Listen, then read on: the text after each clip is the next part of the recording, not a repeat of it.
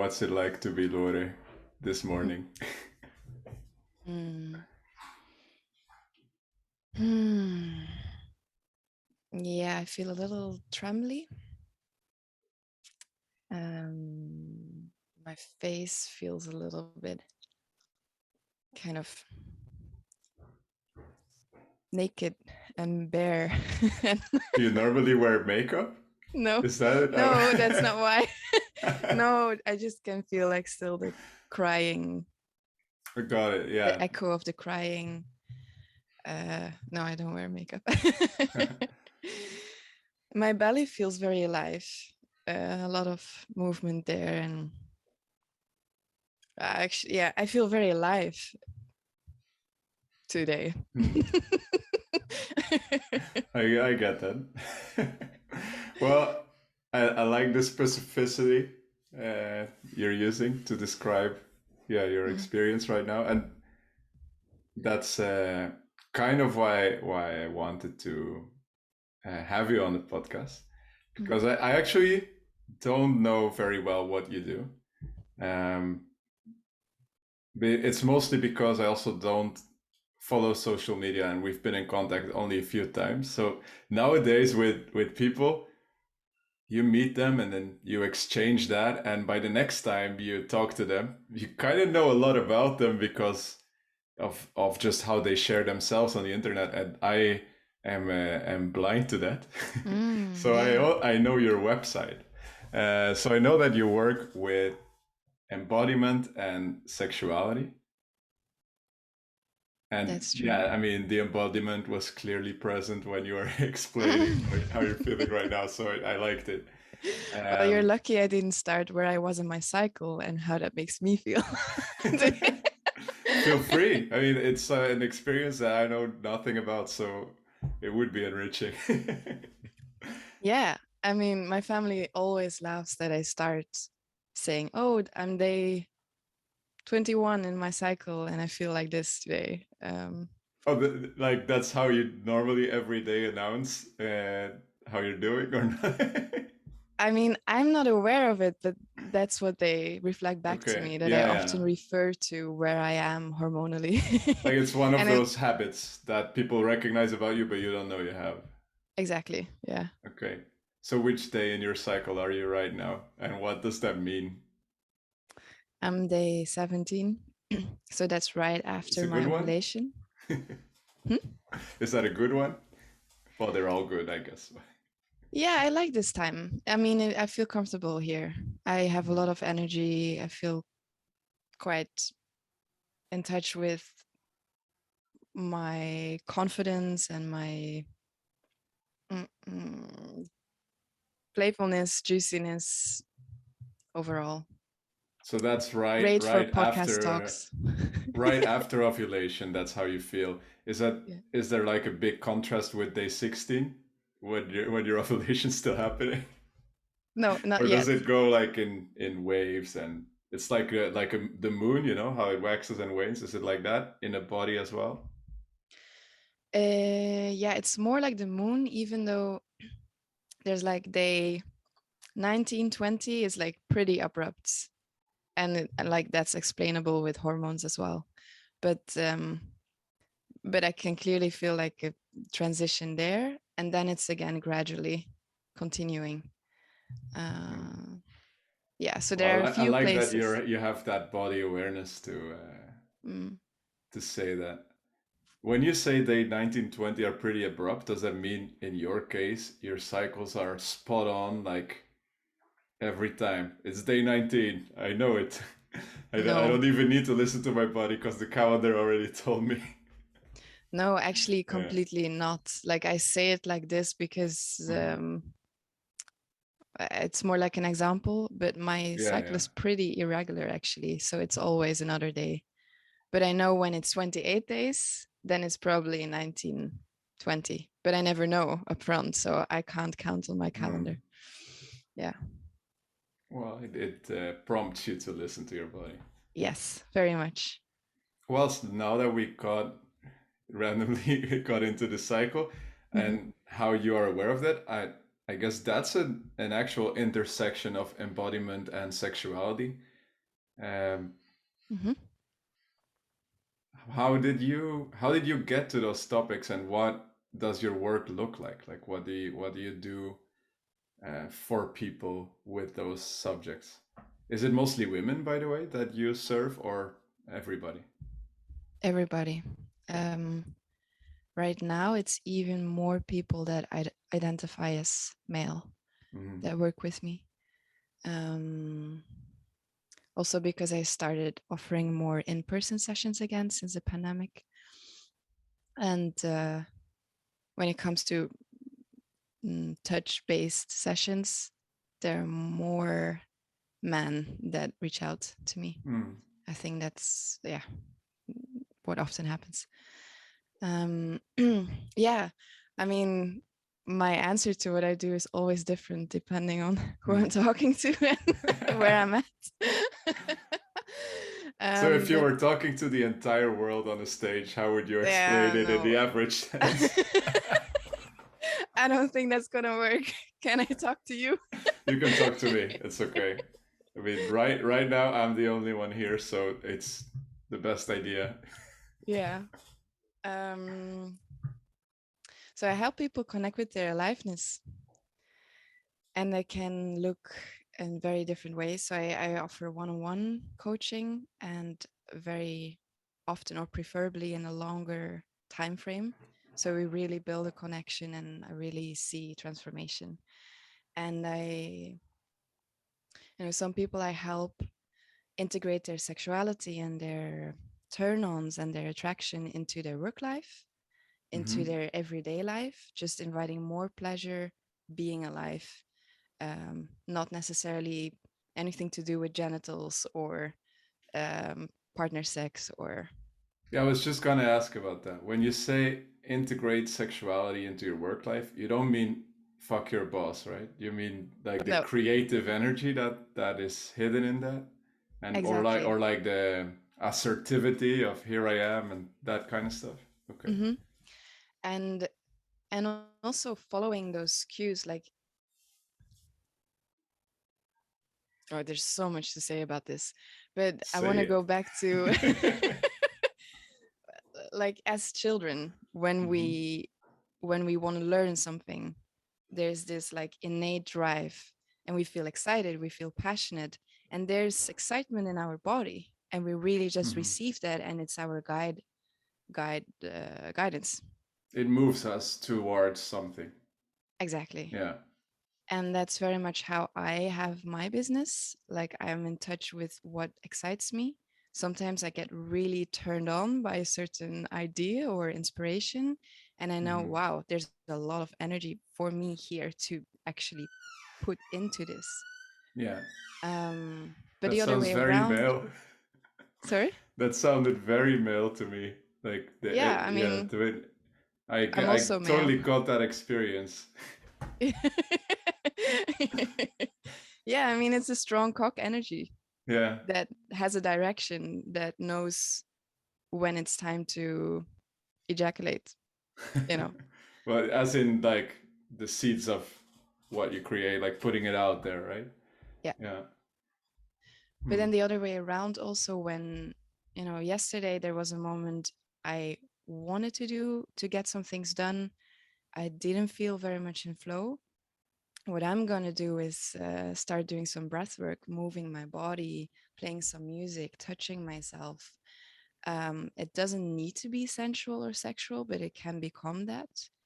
And afterwards, it's like I can't stop myself from immediately writing down some things and feeling inspired and continuing to work. So, So that's kind of the nourishing, like taking in part of that sexual energy.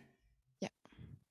Yeah, I can relate to that, and I actually find this interesting because I'd love to hear um, your advice on this, and perhaps for other people who are listening as well. So I didn't inherently link that whole experience to sexuality, but my entire life I have um, only done that, like followed the excitement in my body, and that everything, that every skill that I have learned or piece of knowledge or everything that I have created has been that. It started also indeed as a kid. Like one day I would be interested in creating in writing a book. And it would be obviously like a bad book because I never, but it would be the thing that I followed. And then the other day I would build a camp or invent a board game. And then another time I would be like more taking in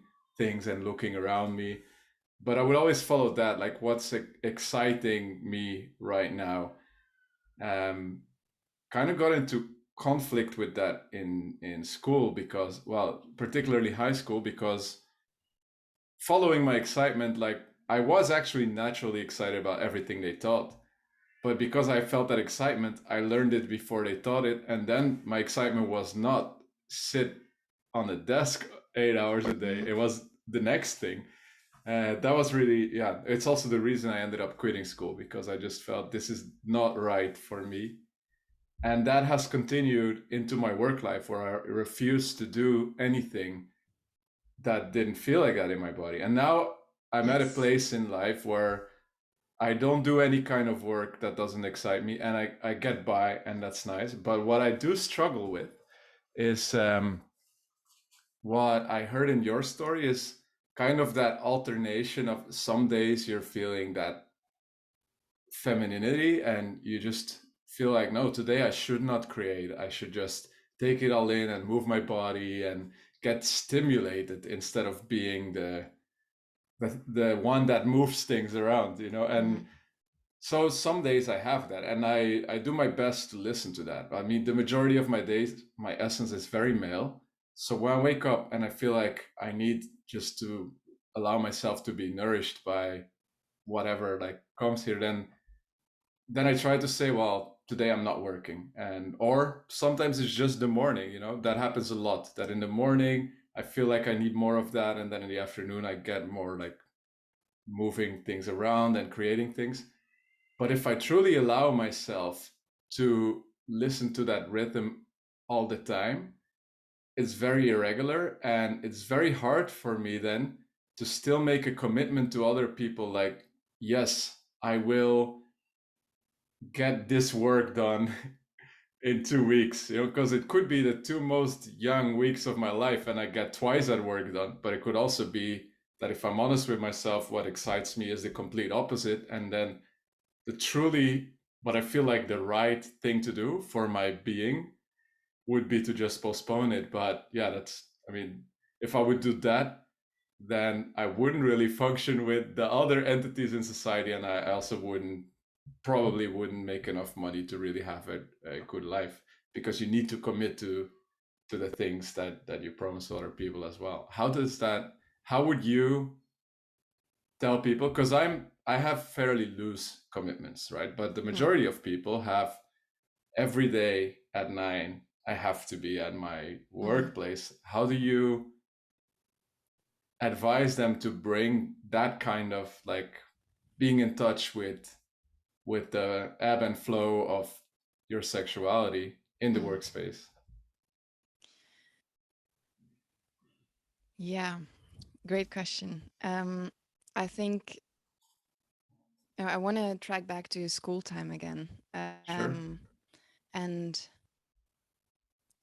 I've been crazily listening and reading about unschooling lately and Hmm. the whole self-derived learning and how that process goes, and recognizing that both you and me are in that again. Like we found that again, and a lot of people since school time get stuck in a very unnatural way of learning that isn't very much connected with passion or Mm-hmm. embodiment or yeah. um and I think when it comes to, if your whole life is already in that structure, um step by step, and there's this 1% rule, where my question to my client would be, okay, what's 1% in this day Yeah. that you can shift or change? What's that little thing? And I really Yeah. believe in little steps Yeah. in Yes. everything. I love it. It's also what I do. Yeah, because Yeah, it's compound interest in the end, right? That if every day exactly. you change 1%, in the end it's way better a year from now than if now you said I'll change everything and then your whole body revolts against it and you just become depressed a month later and then that's that. Yeah. Exactly. Yeah. And I also think, can I add something? Of course. Yeah, it's your was you were still explaining. um, I think when it comes to, I mean, this wasn't really your question, but I just wanted Hmm. to deepen a little bit in this. Um, like I wouldn't say that I only do work that excites me, because there are definitely things in what I do that don't excite me, or days that it doesn't excite me. But there's Yeah. still this phenomena that they see also in children, that there's just if there's a deep care about something we want to create, about ourselves, about, bringing our gift, then there are just these things that, like, the child will learn how to read even if it doesn't excite him or her, Hmm. um, Because it is important because it's to important to get yeah. somewhere that it really cares about. And I notice the same in me, and there's where the self-discipline Hmm. comes together with self-care. It feels very much like when I do that, I'm actually really caring Yeah. about, Yes. yeah. I can really relate with that too. Yeah. And the same with meetings and commitments. There actually comes the co-creation in place. Like, I'm not an individual being here. Like, anything I that is happening in my life and that I make happen is because of so many other beings being Yeah, yeah. around me and having a part in that and having a role in that. And I really care about that. And there's where the connection comes into place. And I really want to care about those connections. And that's what makes it pretty easy to still commit to those hours, like the meetings that, I have to be there Mhm. at 11 o'clock, even if, Yeah. Yeah, I also want to clarify that a bit. Actually, it's super easy for me to commit to like things like this. Okay, we have a meeting at Exactly. 11. Yeah. It, because obviously, like you also care about the people, right? You don't want to just stand them up. What is more like is that some weeks I would work only 5 hours and another week I would work 50. I think the majority of weeks, my ideal thing would be actually around 30, 40. Hmm. Um, but if I really allow myself to follow that, there would also be months where I say, well, this month I don't work. And I'm trying to give myself like slowly permission for that. But that I find hard because there's still that little voice that is like that says, "Oh, well, then will everybody not feel like they cannot count on you, or will that mean that you cannot count on yourself? And after a few years, you discover you've exhausted your savings because of doing that." Mm. And I Yeah. now, yeah, that makes me realize like a lot of the experience of following my excitement, there has been that sense of I'm going to use the word danger, but I think adventure is better to it. For example, like if I connect the dots backwards, everything I did since I was a kid, where I didn't know why I did it, now has a purpose in my adult life. It's eerie to look at, oh, that one time where as a kid I had a phase where I like to play that. And then now, because of that, I'm good at this, which helps me as an adult. And I still Exactly. try to do that. Like often I don't understand where what turns me on is taking me, but then I try to trust it that it's like a worthwhile thing to follow, even when I don't understand it. But I've had times where I followed like a whole line of excitement and I started wondering like, okay, but what if this takes me nowhere because I believe in this. It feels true to me. I didn't even read it anywhere. It just felt right. But what if I'm just wrong? And and that's what I do. And I just follow all these little things. And then maybe in the end, I fail at life. Hmm. That's kind of a fear that has come up at times in this path. And then now in the place I'm now, I would answer that question with, well, if you were wrong, then you had a very fun life being wrong. Yeah. But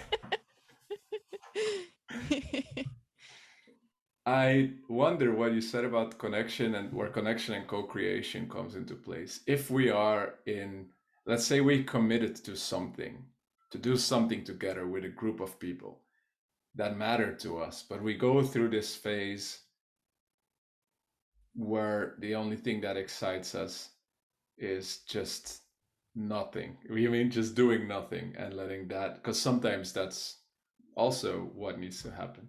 Hmm. Is it like is it the function of connection then to turn each other back on?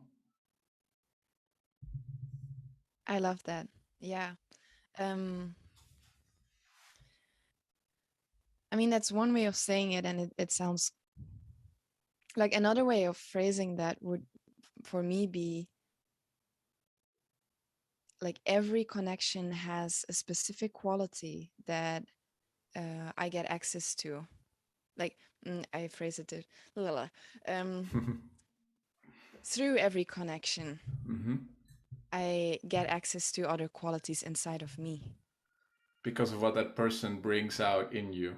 Yes, what it awakens in me. And so I really love consciously playing with that. And when you talk about a period where you're not actively creating, Mm-hmm.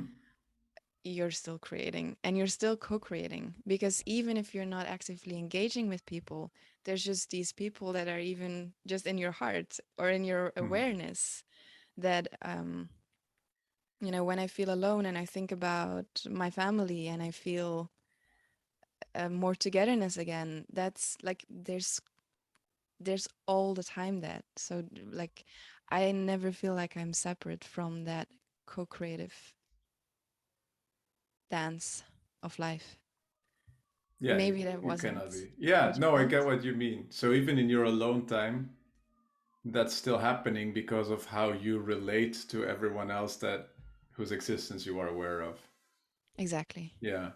Yeah. I mean, as an identity, we wouldn't exist if there were no other people, because you wouldn't know any of your own qualities if you couldn't compare them and contrast them with whoever else is out there. That makes Yes. total sense. And I Um, think mm, you can say it first, whatever was coming up in you.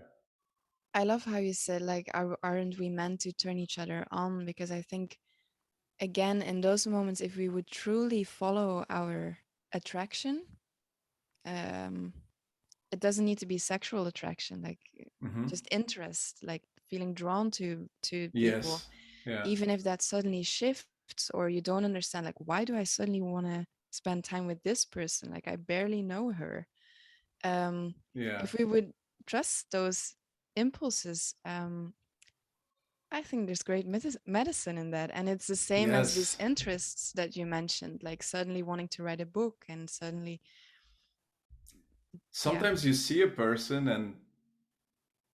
and like indeed it can be somebody who sexually they do nothing for you, right? But sometimes you see a person and you just have this sense that you it would be right to get to know them or even to have an interaction with them. It can be like a 5 minute interaction and that's the only thing that happens in your lives together, yeah. but that it still brought something out.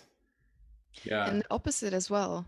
I have had multiple times that I thought I felt sexually attracted. And then when I got to know them better, it was like, it ended up being in a more professional collaboration. Hmm. Because you all you knew was that your body was turned on, but you confused that with sexually turned on because it's what we know. Exactly. Nice. That's something I have not explored yet.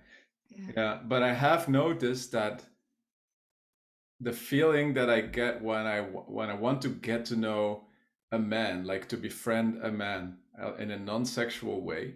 So if I see that guy and he has a certain presence and I think that's somebody I would vibe with, that feeling is not unlike sexual attraction, Mm. except that it doesn't do anything with my genitals. Mm. Like it's the same feeling, but it's more on a heart level, or sometimes even just like mentally. I don't. Yeah, Yeah, a turned on head is also great I sometimes. like what you said about different people bringing out different qualities in you, and thinking of like the idea that we have to turn each other on. It's almost like they turn on those parts of you, and I've definitely seen that, like in different friendships. I'm almost a different person. Well, I mean, I am not a different person, but I behave differently because those things are brought out. And I've also seen that being with different women, like the degree to which they can turn on parts of me. So in the end, the woman that I chose to be with was the person that managed to turn on the most parts. It's like, like, Yeah, and yeah. yeah, without almost like without um, effort, Hmm. where it's just like being who you are that brings out all these things in me because of, I don't know how it works. Yeah. Do I remember correctly that you were once in a relationship with a group of people, or is that Yeah. so? I'm pretty free in relating, and I very much resonate with this, like the person that turns on the most parts of me. Mhm. But I also love this picture of, or the experience of having multiple intimate, close people, and each having their, you know, their Right. influence and their impact on my life. But when that was the case, was everybody in a relationship with each other, or was it just you having multiple partners?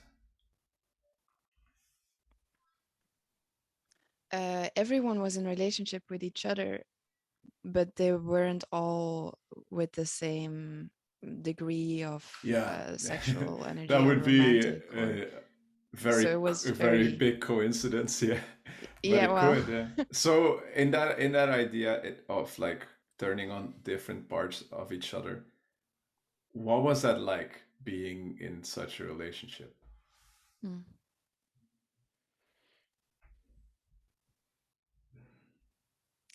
um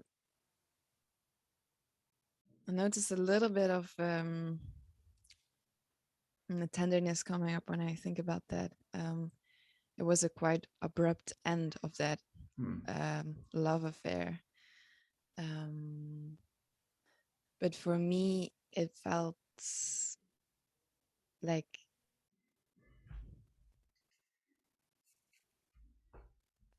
I felt met in a way I had never felt met before. I felt so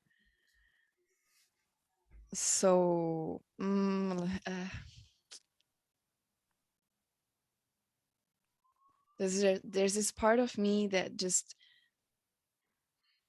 like the more love that like, and seeing people that I love loving each other, Hmm. like my heart just wants to explode. And so for me, being in that experience for a few months felt like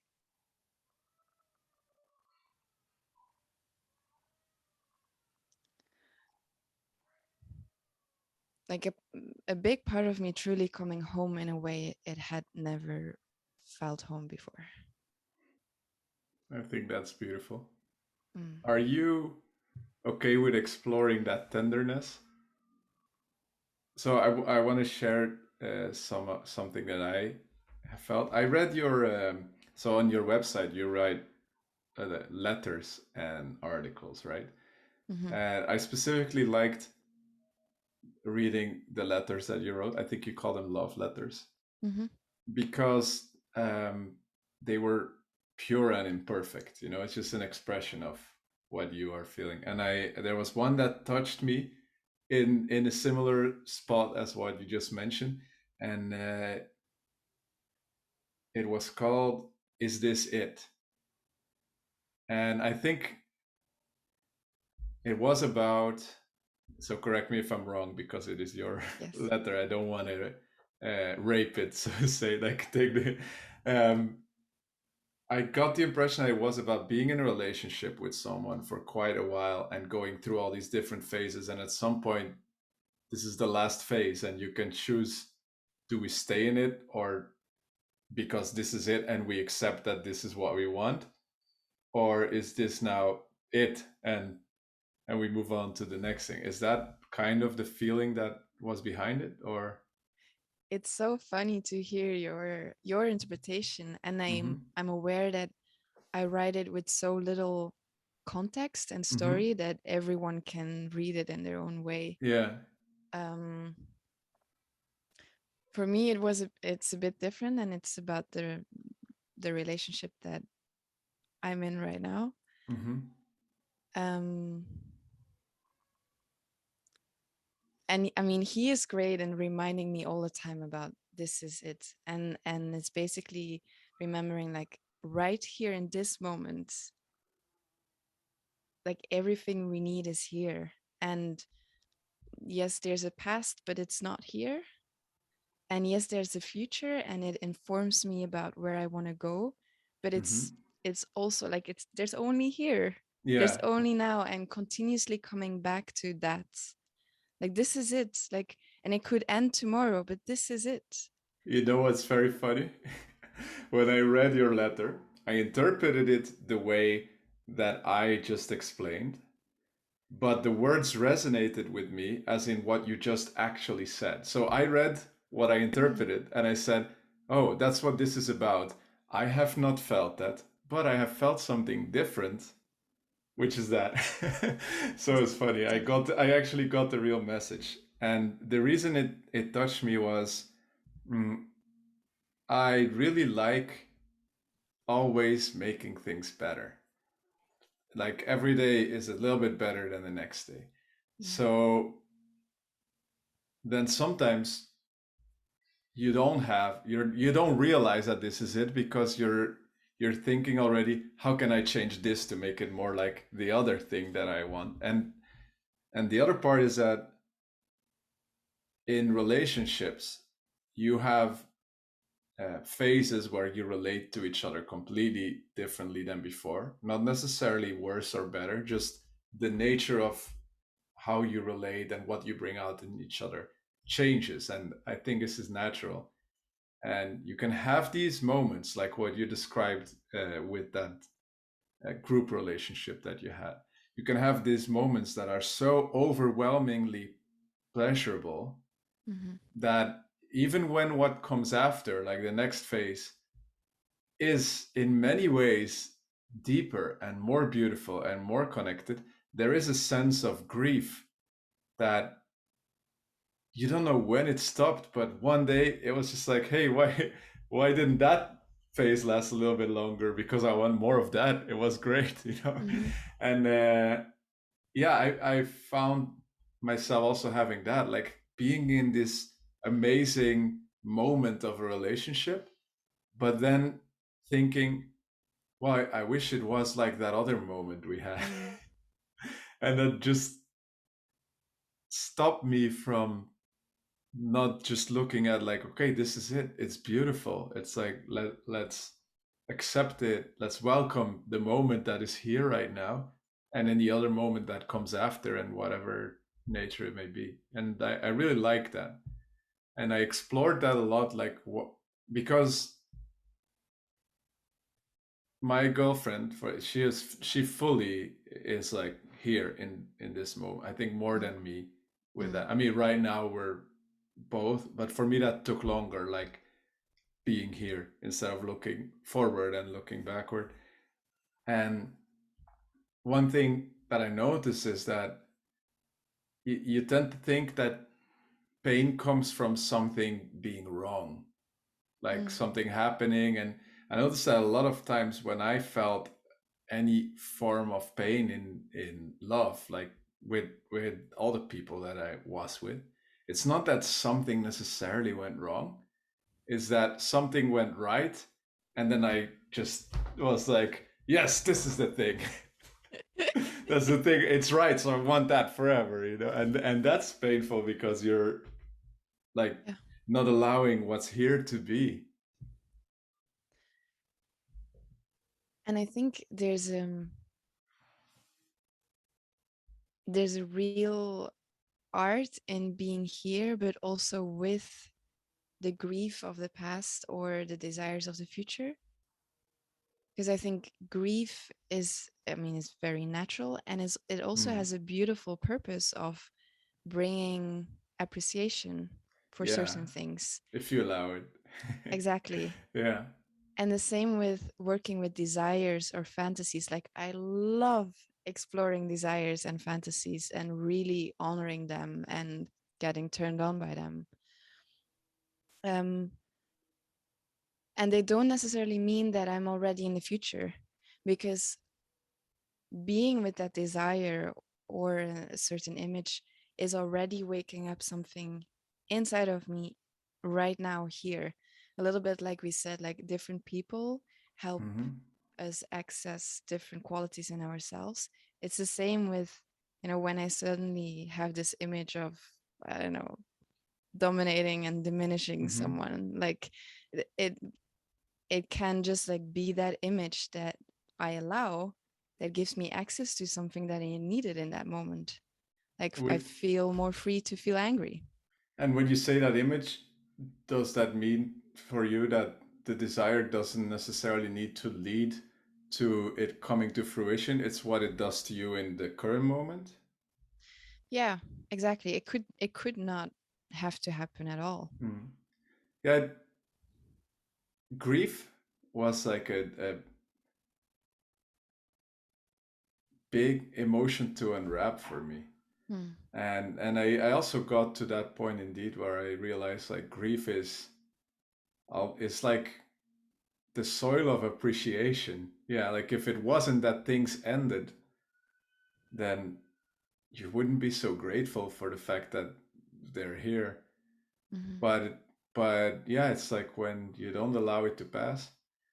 I think there must be some beauty in grieving together as well, especially if you grieve together about something that happened in your connection.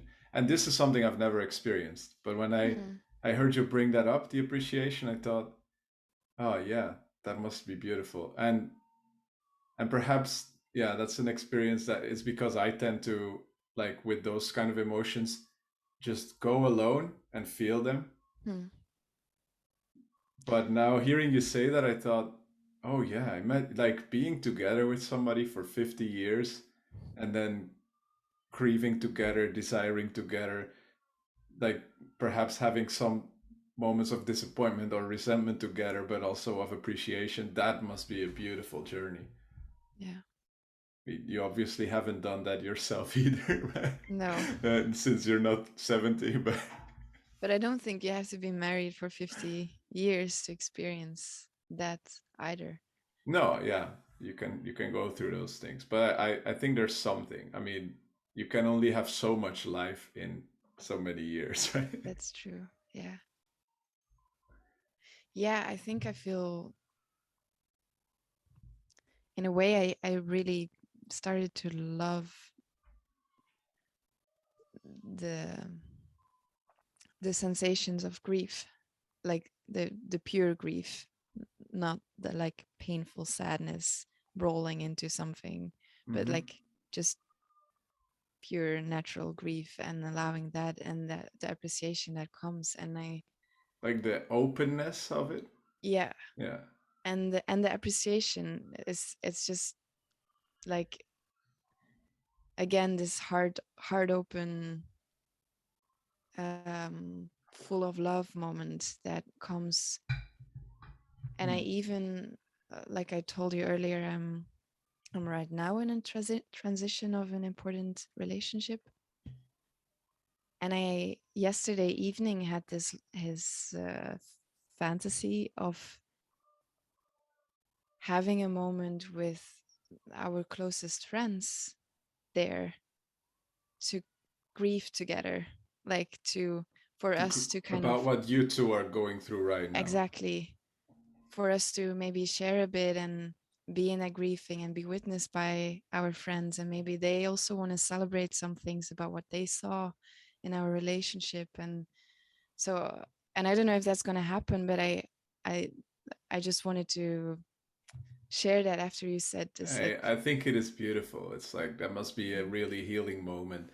It made me immediately think when people get married, like your friends and family are the witness to your promise of love, right? Imagine that when people get divorced, there had to be a divorce ceremony. And the exactly. entire community, everybody that witnessed you to promise is there, and on one hand there's this sense of acceptance, I guess, because I mean you have to sign a divorce paper. It's not like I'm thinking about it. But on the other hand, there's also like a degree of like you have to show up and say we really wanted this but it didn't work, and yeah, now please welcome us Hmm. with whatever is going on here. I think, I mean, for a lot of people, this sounds maybe a bit far out or like unimaginable, but I think it's crazy that we're not doing that. Like we're only like comfortable with the celebration and the coming together and this natural part of things changing and transitioning and breaking up, and it's it's as much happening in the world, Well, and we're not being with it, and people are alone. it's a big taboo in society. I mean, death as well. Basically, I think, I mean, it's gonna sound like a conspiracy theory, and I don't mean it that way. Mm. I'm not saying this is devised like that. It just like grew like that. But whenever there's that moment of uh, something ending, whether it was the good feeling you had a moment ago, if it the goal kind of is to buy the next satisfying thing, and this can be in microcycles. Like I ate at Snickers, and then my blood sugar peaked and it went down. Now I feel bad again, so I'm going to eat another Snickers. But it can also be bigger. It can even be that in some cases, I think people divorce each other, and I have no idea if this is true. So I'm saying I Mm. think, right? Almost as a cop out, like we're at this point where the fun is over, it's hard between us right now. And so instead of being with that and like being with it together and seeing where that goes, let's just move on to something else that makes us happy. Mm. um and it can be with anything. You go through something and you realize that it can end, so I don't know, buy new clothes and do cocaine or whatever. But I feel like there's always this focus on the next pleasurable thing, and never on one day you're gonna die. Like, think about that. Everyone you know is gonna die, and all these things that you value are just, they could be gone. I mean, your house could be on fire, and but that's never talked about, and it would bring so much more appreciation for what's here. I don't know if that fits in with what you were saying, but Totally. Yeah. yeah. Yeah. Now Mm. now I'm feeling it. Yeah, me too. I, I know, I like it. It's like a yeah, sigh. we're gonna die. Mm. Yes, but it it brings out the importance also of what's happening. Like, to not just do things and say like, yeah, I'll deal with the results of it later. Hmm. Maybe there is no later, or maybe there is, and you'll actually have to deal with it all.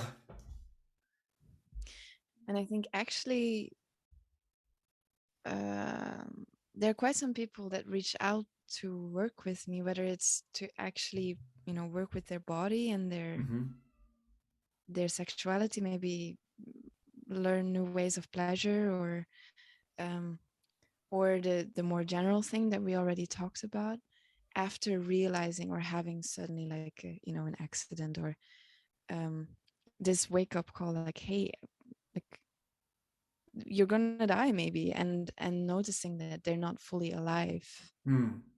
Yeah, you spoke about that aliveness, so that most people, what you do most when you tell it to me, not when you tell it to the world, is working with that aliveness. You say bringing out that aliveness in people, helping them Yeah, find their aliveness, or also creating more like helping people create more intimacy mm. in their life, reaching out to people, taking the steps, the power of asking, and exploring different ways of touch and And this is intentional both people spaces. who are in couples, people who are single, just Oh, all that. Yeah, there's a lot of self pleasure coaching as well.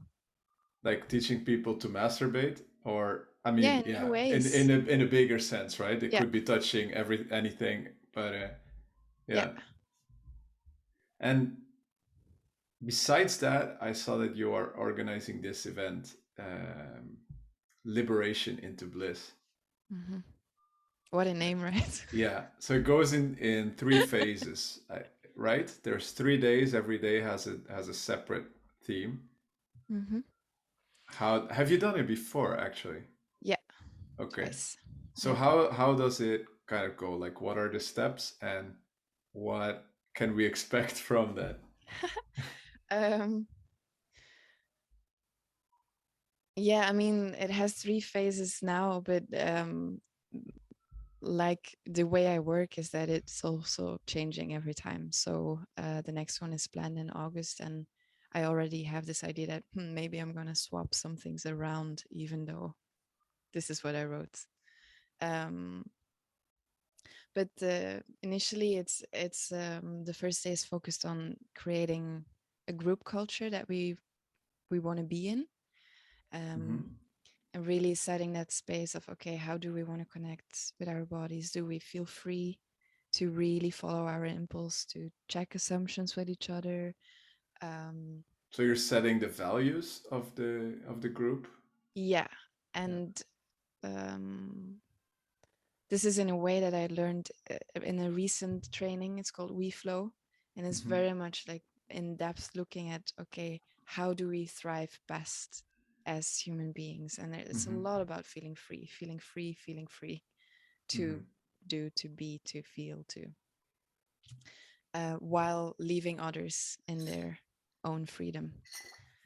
Um,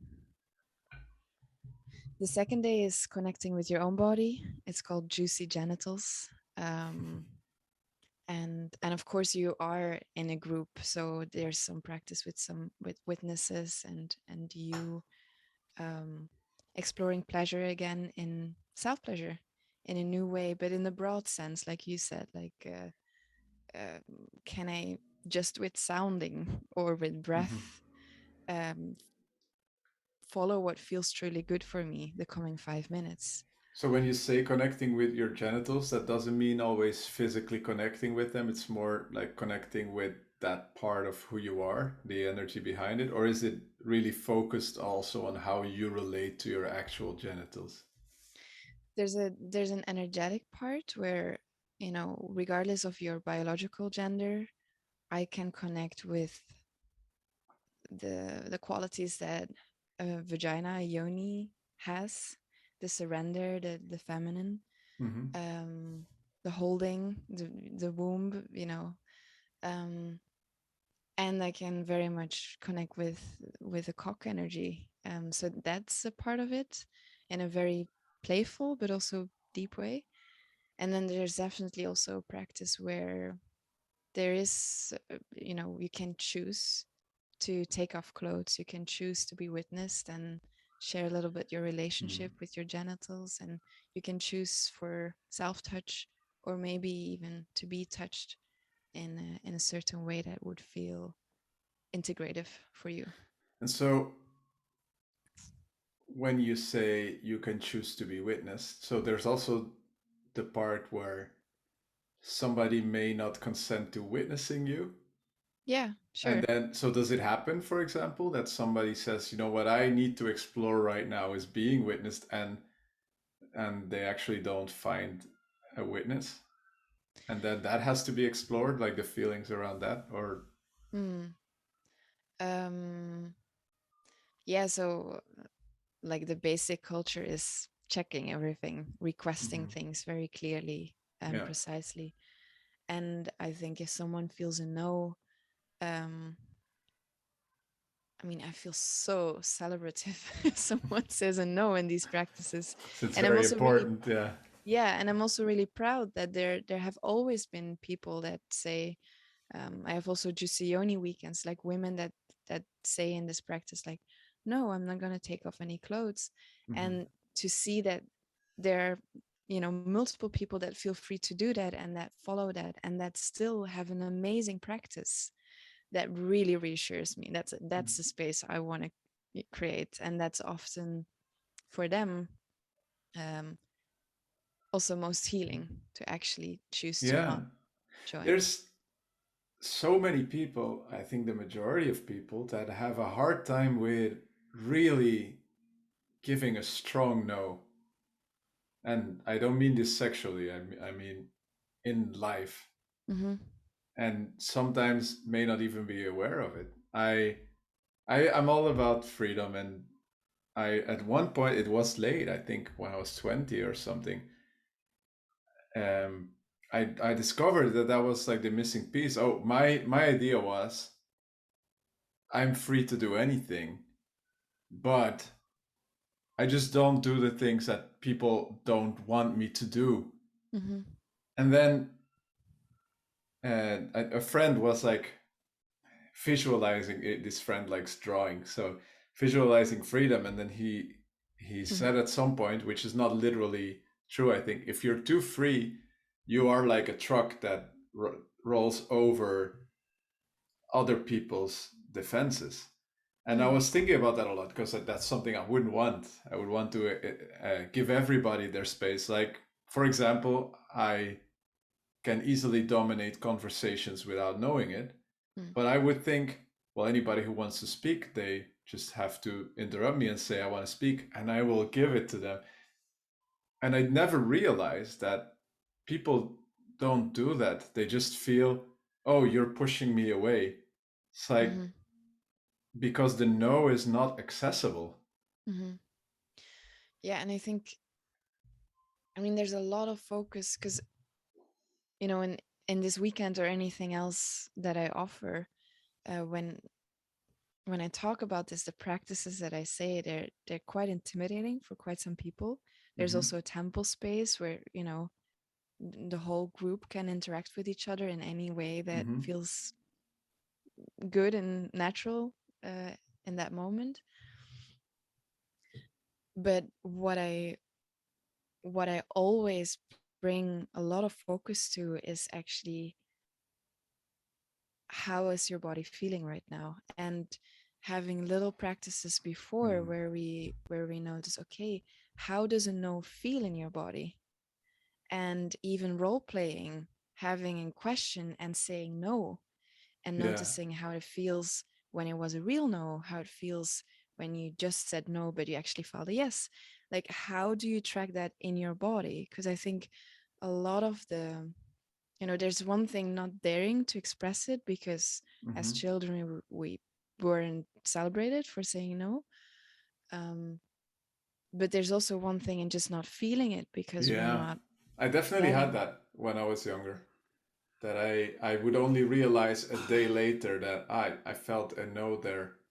And because I didn't know it, and whatever was requested was not morally wrong, it could Yes. be something as simple as, can I use your phone? And if I felt no, you cannot, but I didn't know that, I would just say yes, because what's wrong with letting somebody use your phone? Nothing. Um, but the no could come from anywhere. It's just your truth in that moment. Hmm. That's definitely something, yeah, it took me a while to be aware of. But Me I too. also see a lot of people aware of it and just not being able to put it out there. Hmm. Maybe because it's a very tense thing to express, because you're going to another person and saying, I do not agree with your reality. Like, Mm. yeah, Hmm. I don't know. It's confrontational, but And I think what you said earlier about feeling free and how sometimes, it's the truck driving over people. I think if we really allow ourselves to feel that free, as you know, as you say you feel, with still the care and attunement that you hold and that Mm-hmm. I see in you very clearly, um, very often it will also give more space to others to feel Yeah, free. that was And the missing sometimes not. part. Yeah. Like if you really feel into yourself, I think you know when the other person is feeling a no, but they're not saying it. Now this doesn't hold up in court. I mean, you Yeah. can yeah, but I think you know that it's not a full yes, and then if you are feeling free, but maybe they are not, if you're really coming from a loving place, you can take it up and say, I think you're not into this, or I think you don't like what I just did or asked of you, and is that true? Mm. What are you feeling? I've noticed that that's again hard because you're basically like opening the door for rejection, right? It could be like you just cooked for someone and they don't like it, but they're saying, "Oh, this is great," Yeah. and then you have to ask, like, is it because I get the feeling that maybe you're not enjoying this? Like, not only are you potentially make mislabeling them, Mm. but if you're right, then you're also opening like some potential pain in yourself. But I do think it's very important to look at people who, if you can feel that there's like some resistance that they're not expressing, Mm. to give that space. I think when the sense of like, oh, I know that it's not a real yes, or Mm-hmm. I mean, it's always an assumption, and maybe it's a yes, but there's a little detail that doesn't feel completely good, or. Um, so for me, the key is just really like checking assumptions over and over again. Like, And hey, this how is would the you check that? sense. Yeah, Ah, this is a like sense you're getting. I ask you if I can touch your body for my pleasure, and you say yes, and I feel a bit weird, and I'm like starting to touch your body, but I'm like something Mm. feels not completely. Instead of just making up like, oh, it wasn't a real yes, or something's wrong, or I can just say, hey, I have this weird feeling, and I'm wondering, or I'm making up, or I'm having the story that this wasn't a real yes for you. Is that true? Hmm. Yeah, um just really confirming. yeah. Yeah, And of course, yeah, you are opening the door for a no, but but yeah, it's important that you do. yeah. I myself notice that often when I feel a no, it can come from the way something was requested and not from what was actually requested. So there are many things that I would gladly Yes. do for people, but if I get the sense that they come to me with the plan to convince me to do it, then I immediately reject it based on the convincing, not what they ask. And sometimes I actually have to correct myself and say, like, hey, you can forgive them for Mm. whatever way they're trying to get this from you. If you still are okay with giving it, why not? Because it turns into, like with advertisement as well, that I would reject a perfectly good product just because I don't like the way they're trying to sell it to me. Be Mhm. like, I'll never buy this. I don't know. It's like there's different ways, places your no can come from, right? Yeah, certainly. Yeah.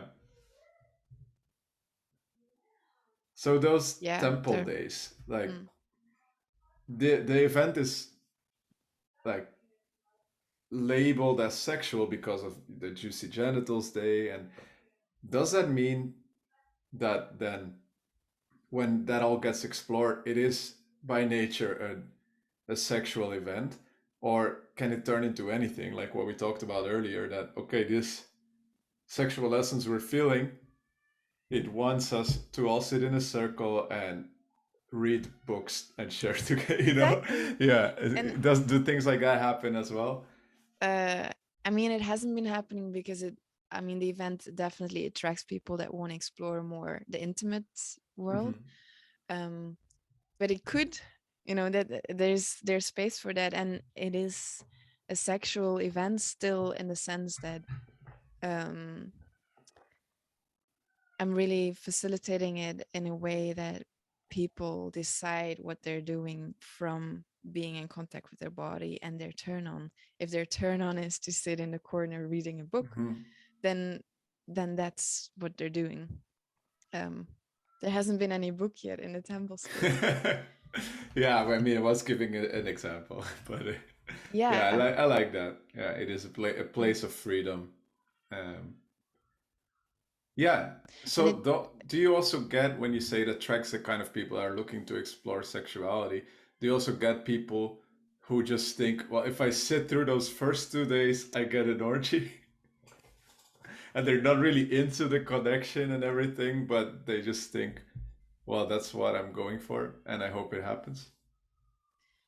um, I mean, I filter them out with the signups. Yeah, So there's a process where you call with the people that go and you sense if they really have the right intention. exactly. Yeah, Most often, I've met them already in a free call, or they have already sent me a message about something, or and I just get a yeah, sense of what they're really about. Um, yeah. and It I've can had a really change a few. room. One Sorry. one person with a different intention can really change the entire room. Yeah. I had one call with a person. The only thing he asked me on the phone call was, "Can we take people to our room? Uh, can I have sex with you? Are you, so, I mean, What? and there's nothing wrong with those desires, but they're not Yeah. like. Then I'd rather. I mean, there's also something problematic about asking that before. Like, if you say, yes, in theory, you can have sex with me, and then, you meet this person in the group and you feel that you don't want to, Hmm, people would say, well, you have already consented to this hmm. during the sign up process. Yeah. It's if they're Actually, if they're asking that before there's a connection, then it's already a bit weird. It's already like not really. I would disagree.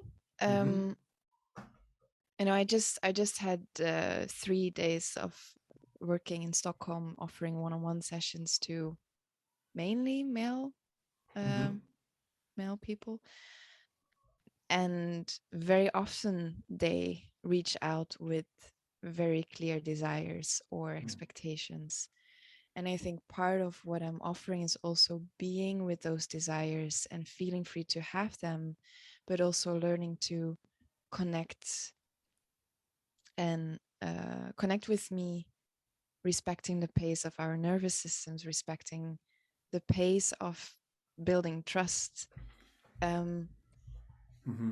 and so when they come to me and they're, I just yesterday had a man, he was asking, so if I work with you for a few sessions, is there any chance to have intercourse with you? And I really uh, appreciate that he actually dares to ask it, because I know that it took a lot for him to Hmm. actually dare to be that straightforward. Yeah, of course. And I really appreciate that, you know, it's great to have desires. Well, there's nothing wrong with the request. That's Exactly. true. Yeah, it And it reminds me of mm, therapists. Like when people have a relationship. Well, they are with a therapist, and there's some point in the process where that happens, right? You start to get the feeling of some kind of projected romantic feelings, and then you have to give that space and let it be there, or the therapy cannot continue. mhm. Yeah, and I think Yeah, that happens for me a bit earlier because I already work around sexuality. They don't right. even need to know me. They just, you know, they're searching sometimes for a place where they can finally just feel free to be with everything that they've been suppressing, um, and potentially project it onto me. And then I'm there to just, okay, I'm here, and you can feel it all. And I'm not gonna meet you in all of it, and that's Hmm. okay. Is that something that comes easy to you? giving that space and maintaining your presence and just letting that statement or that request be there without judging it?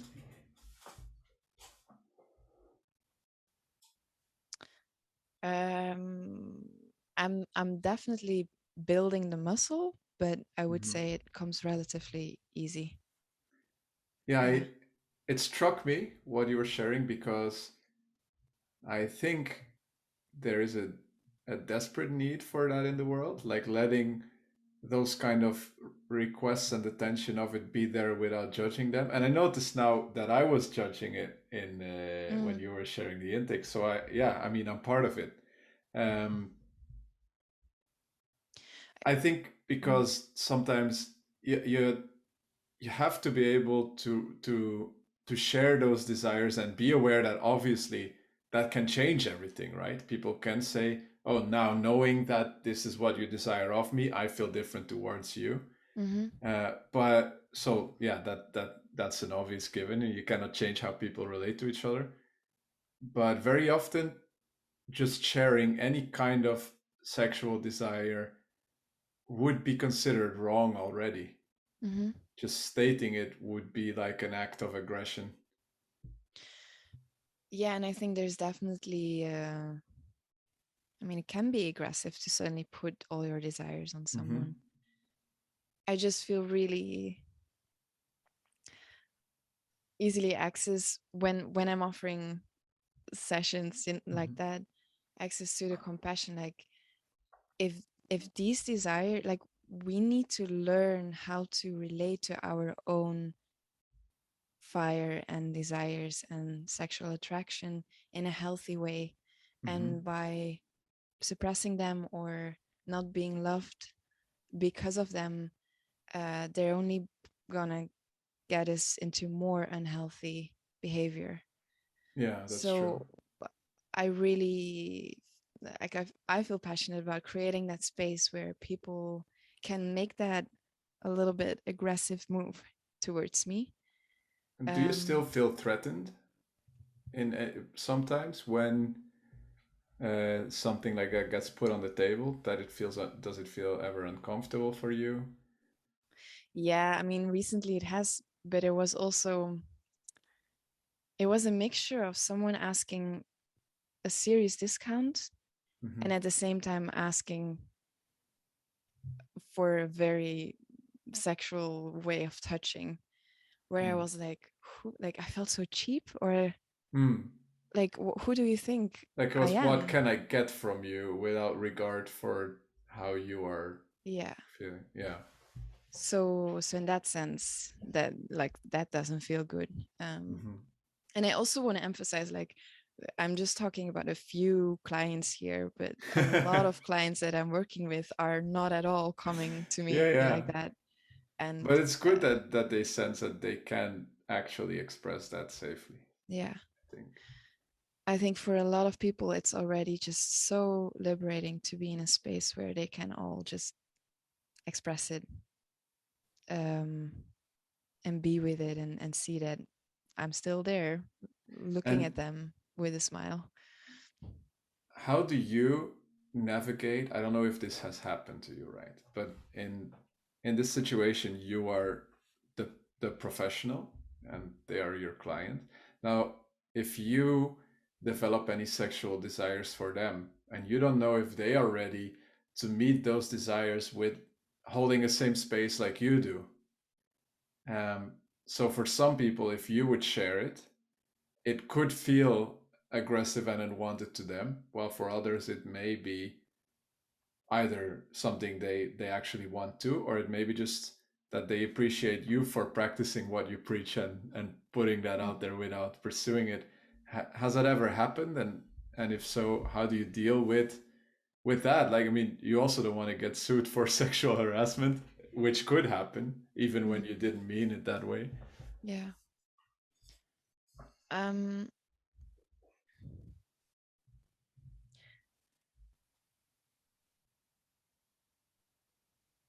I feel a pretty natural,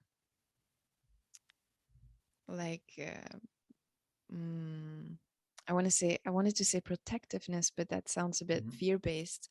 But I noticed, for example, the last weekend that I facilitated, there was a lot of there was a pool there, and in the evening people were just naked and dancing, and I noticed, like, I love being naked usually. Like, I would be the first one to take off my clothes. Mm-hmm. And there I felt like, without a lot of thinking, just like, oh, I want to keep my underwear on. And and I noticed that with all my clients, like, yeah, sometimes there's some attraction, but I feel very easily attracted to people. Um, and I feel very free to feel a lot of love and a lot of care. Like, I really start to love the people that I work with often. And I feel very free to feel all of that.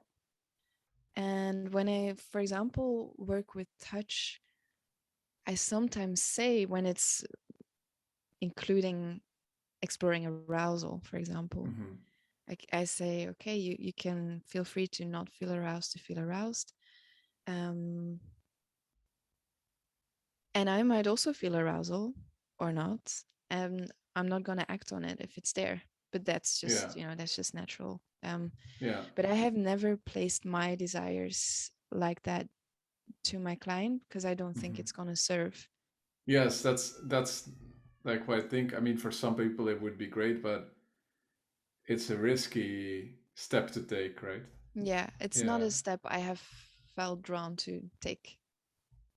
And also, yeah, I mean,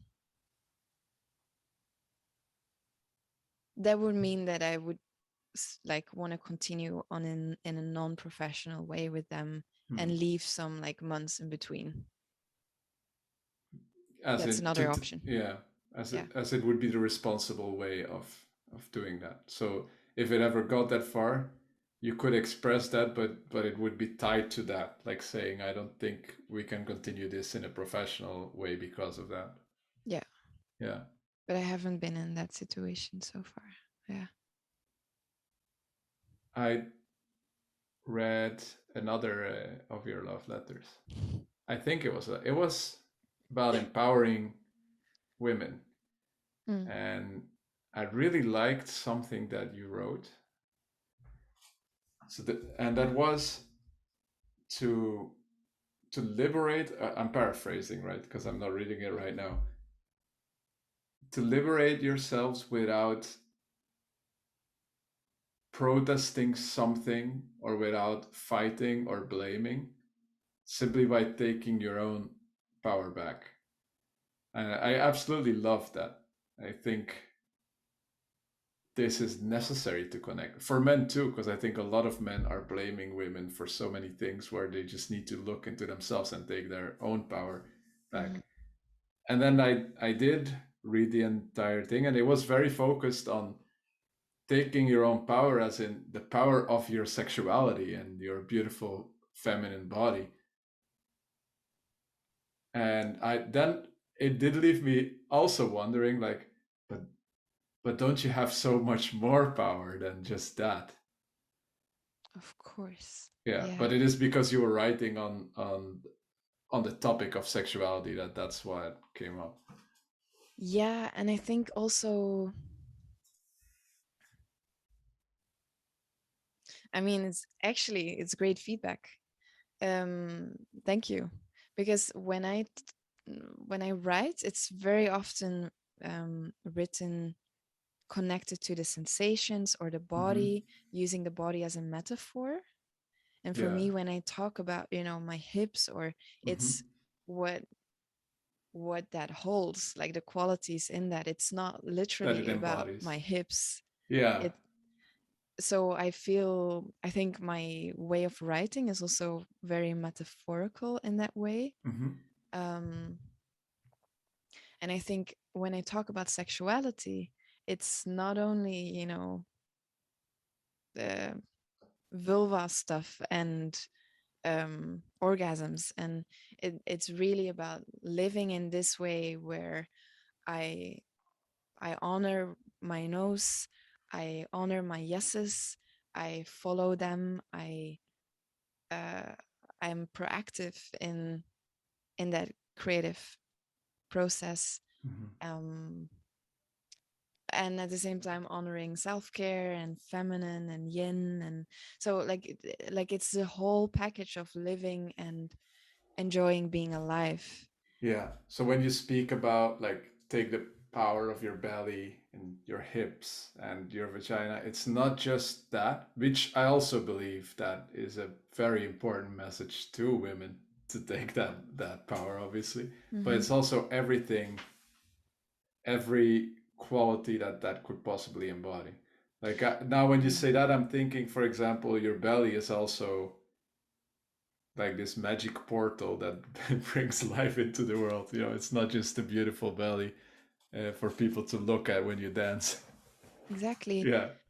And I think what you're pointing at now is exactly how I work, where people sometimes come to me because they're having premature ejaculation problems Mhm. or erection problems. And ultimately, what I'm excited about is not only helping them with that concrete, practical thing, but actually seeing that they're they're carrying themselves differently because they're holding something, they're holding more of themselves. So I use the body as a portal um to support them showing up in a different way in all areas of their Yeah. life. You access their being, or you help them access their being through the body. Exactly. That's my kink. No, it's good. It's good. I had another. The previous guest who was on the podcast. He's a bioenergetics Mm, therapist, and he was saying that he believes one of the big problems in society, which are not spoken about, is the dissociation, the mass dissociation from the body that causes all these other problems. And I've thought about that a lot afterwards as well, because yeah, if you're associated from the body or from the feminine, well, you're also not gonna respect Mother Earth, and if you're dissociated from the masculine, then and your masculine body, you may not be able to like actually create things for each other, and you also may not be aware when it shows up in perverted ways, or same with the feminine as well. And I think yeah, bring people back into the body, it's important. But how does someone realize when they are dissociated that that's what they need? mm, But obviously if a person comes to you with whatever ailment they are experiencing in that moment that they want to work on, and it leads to that, that also leads to that person being an agent of good in the world. I think. I think bringing people really back, yeah, integrating sexuality and the body, and then in a healthy way, and then that person moves out into the world, they're gonna spread good things, I believe. yeah, exactly.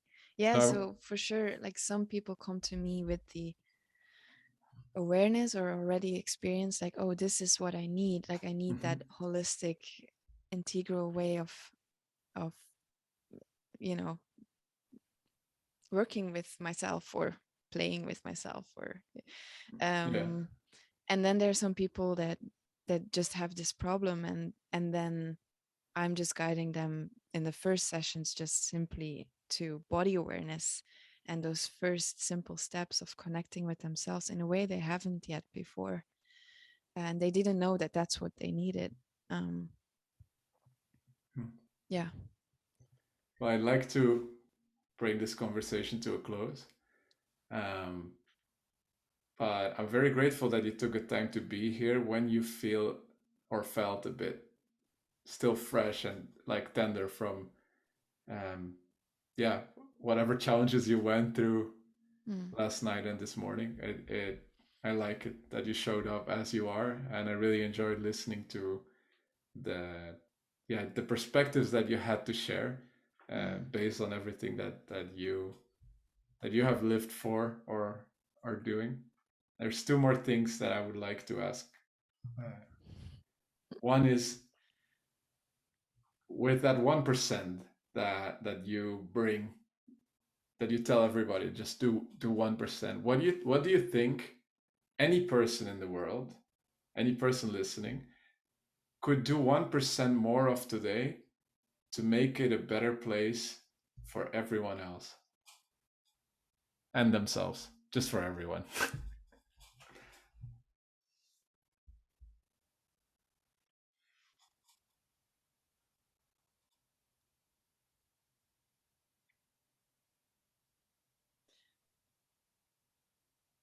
I don't have a crazy deep wise answer to this. I like a lot of there are a lot of answers to this that come up, Yeah. and I think what it but they're like not all applicable to every person, so I Mm-hmm. think it really comes down to doing something that feels good, but like on a body way, like Yeah. on the body level. Could be self-care, or it could be something that brings you a little bit more joy, or a little bit more warmth or openness, that they um and that's different for everyone what that is. I have this aura ring. You know what that is? Again? The aura ring. So it's like Oh, a Fitbit, but it's a okay. ring. Well, it's better than a Fitbit, I believe. It tracks your sleep and your Okay. heart rate and all activity levels, that kind of stuff. And in the morning, it gives you an assessment on how ready your body is for the day. And I would give you advice. I could say skip your workout, or it would say tackle a creative challenge based on your temperature, your heart rate, how you slept, all of that. And Wow. this morning, it told me make time for something that feels good today. Nice. So you're right. At least in this conversation, you're giving me the correct advice according to technology, the overlords. I'm gonna do it. Okay. Um, if anyone listening to this wants to start exploring embodiment and integrating their own sexuality more, what can they do today to get started with that? Hmm.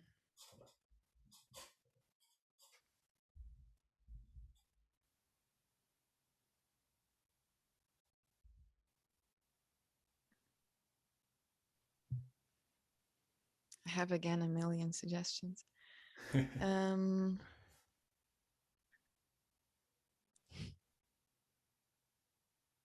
can it be very simple? Yes.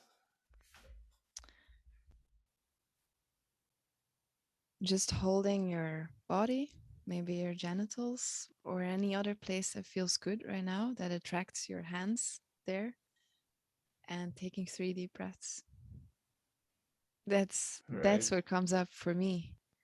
Um, Another thing that I really loved doing in the beginning is actually starting to talk to your body, or a part of your body, as if it has its own entity.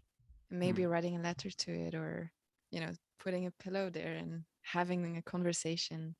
It can be super playful and feel silly, or it can feel, you know, silent and slow, and but just like starting to play with that. How you Um, relate to that body part. yeah. Yeah. Cool.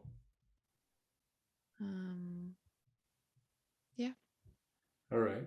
Thanks a lot for sharing your time and presence and wisdom with us. The pain. It was so cool to be on your podcast, and I really loved talking with you. I want more of it. We will do it again sometime. I guarantee that. Nice.